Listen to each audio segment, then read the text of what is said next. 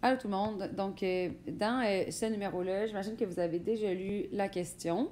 C'est une situation où est-ce que c'est un magasin où est-ce que tu peux acheter des jeux vidéo, mais à la place de seulement devoir toujours payer en argent, tu peux aussi ramener des jeux usagés.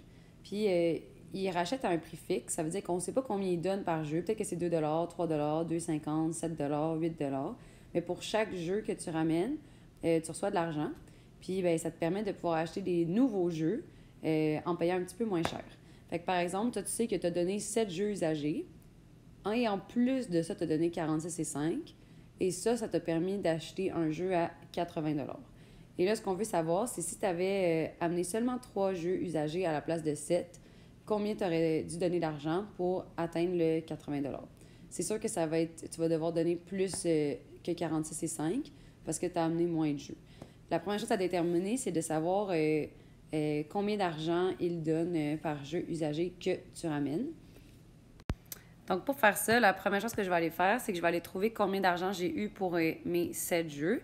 Puis ensuite de ça, ben, je le diviserai par 7 ou je ferai le taux unitaire pour savoir combien d'argent il y a par jeu. Donc, toi, tu sais que ton jeu coûtait 80 mais tu as donné 46,5 Donc, si tu fais la soustraction, tu vas savoir combien ils t'ont donné pour tes 7 jeux. Et ça te fait 33,95 Donc, ça, c'est ton montant pour les 7 jeux. Donc là, maintenant, on va essayer de trouver combien on aurait pour 3 jeux. Il y a 2 façons de faire ça.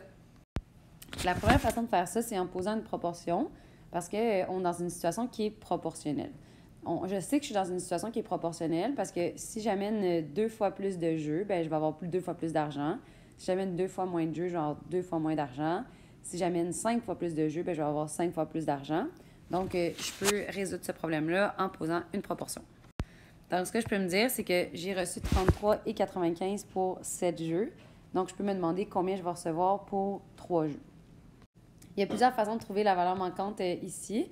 La première façon, c'est de regarder combien ça coûte par jeu.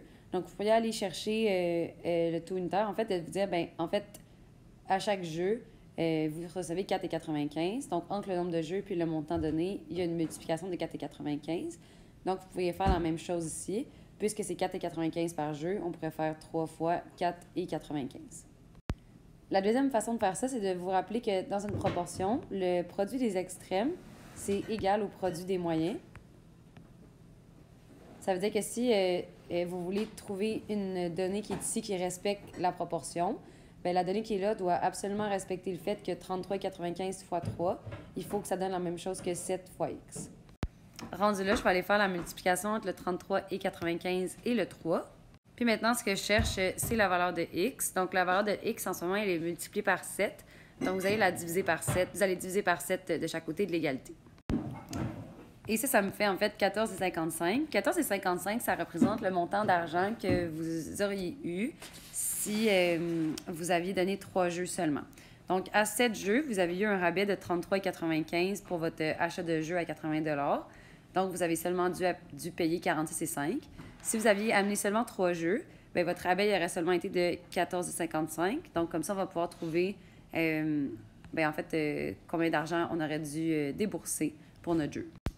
Et pour le montant à payer, en fait, ce que vous savez, c'est que vous aviez un jeu à 80 mais puisque vous avez apporté 3 jeux, vous avez eu un rabais de 14,55 Donc, si vous soustrayez 14,55 à 80 bien, vous allez trouver le montant que vous avez à payer.